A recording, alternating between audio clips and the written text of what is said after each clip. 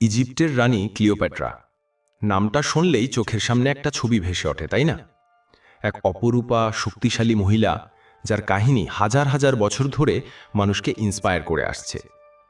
কিন্তু একটা বিষয়, একটা প্রশ্ন যাকে ঘিরে রহস্য এখনো আরও ঘন হচ্ছে, সেটা হলো ক্লিওপ্যাট্রার সমাধি কোথায়। 30 বিসিতে ক্লিওপ্যাট্রার মৃত্যু হয়।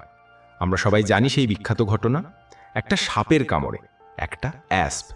তার আগেই তার প্রেমিক রোমান জেনারেল মার্ক অ্যান্টোনিও মারা যান। ক্লিওপ্যাট্রার শেষ ইচ্ছা ছিল যে তাকে যেন অ্যান্টনির পাশাপাশি সমাধি দেওয়া হয়। রোমান এম্পারার অক্টাভিয়ান, যিনি তখন ইজিপ্ট জয় করেছেন, তিনি সেই অনুরোধ রেখেছিলেন বলে ধারণা করা হয়। কিন্তু তারপর শুধু অন্ধকার। অলমোস্ট 2000 বছর কেটে গেছে। ইতিহাসবিদ, আর্কিওলজিস্ট, গুপ্তধন সন্ধানী কে না খোঁজেনি, কিন্তু ক্লিওপ্যাট্রা আর মার্ক অ্যান্টনির সেই ফাইনাল রেস্টিং প্লেসের কোনো চিহ্নই পাওয়া যায়নি। যেন পুরো বিষয়টা ইতিহাসের পাতা থেকে লিটারেলি ভ্যানিশ হয়ে গেছে। এটা আর্কিওলজির সবচেয়ে বড় আনসলভড মিস্ট্রিগুলোর মধ্যে একটা। অনেকেই আলেকজান্ড্রিয়া শহরের কাছাকাছি খোঁজার চেষ্টা করেছেন, কারণ তখনকার ক্যাপিটাল ছিল আলেকজান্ড্রিয়া। কিন্তু বছরের পর বছর আর্থকোয়েক আর সুনামির কারণে সেই পুরনো শহরের অনেক অংশ এখন ভূমধ্যসাগরের তলায়। ফলে খনজ কাজ ওইসব এলাকায় এক্সট্রিমলি ডিফিকাল্ট। কিন্তু রিসেন্ট কিছু বছরে একটা নতুন আশার আলো দেখা দিচ্ছে, আর এই আশার কেন্দ্রবিন্দুতে রয়েছেন একজন মহিলা, ডক্টর ক্যাথলিন মার্টিনেজ। ইন্টারেস্টিং ব্যাপার হলো, তিনি প্রথমে আর্কিওলজিস্ট ছিলেন না, তিনি ডোমিনিকান রিপাবলিকের একজন লয়ার ছিলেন। ক্লিওপ্যাট্রার প্রতি তার ছিল একটা অবসেশন।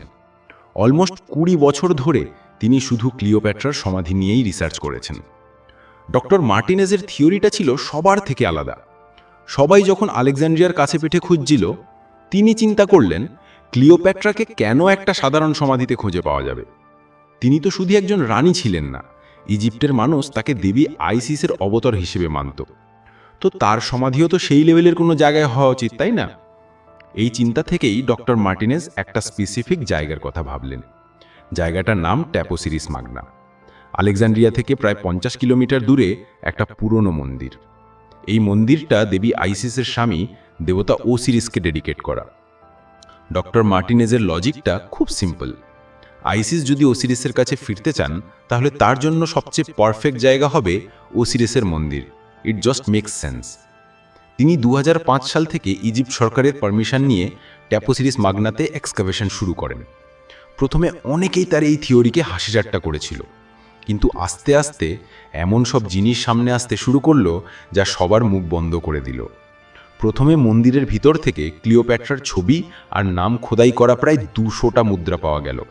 এরপর দেবী আইসিসের অনেকগুলো মূর্তি। মন্দিরের বাইরে একটা বড় নেক্রোপোলিস মানে সমাধিক্ষেত্র আবিষ্কার করা হলো। সেখানে গ্রিকো রোমান স্টাইলে মমি করা সমাধি ছিল, যার মানে ওই সময় অনেক ইম্পর্ট্যান্ট লোকেদের ওখানে সমাধি দেওয়া হতো। কিন্তু সবচেয়ে বড় ডিসকভারিটা হয় রিসেন্টলি। মাটির প্রায় 13 মিটার নিচে একটা টানেল পাওয়া গেছে। টানেলটা লম্বাতে 1305 মিটার। ইঞ্জিনিয়ার্স আর আর্কিওলজিস্টরা একে একটা জিওমেট্রিক মিরাকল বলছেন।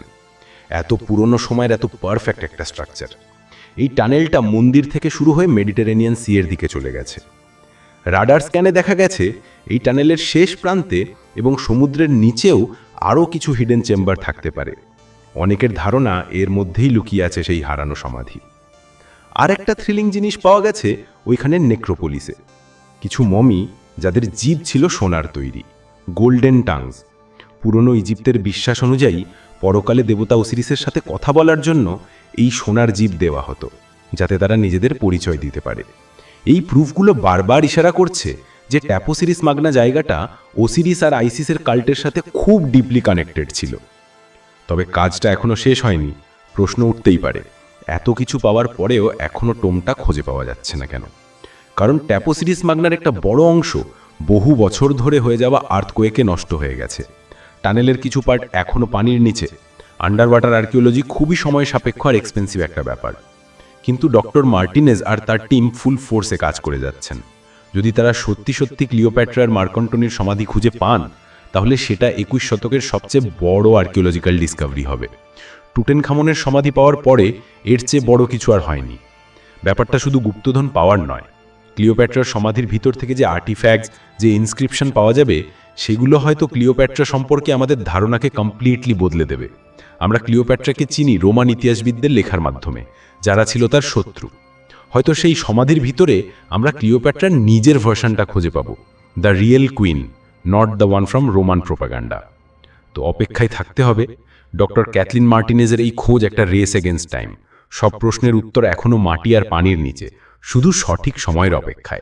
হয়তো খুব শিগগিরই 2000 বছরের এই রহস্যের জবনিকা পাথরবে।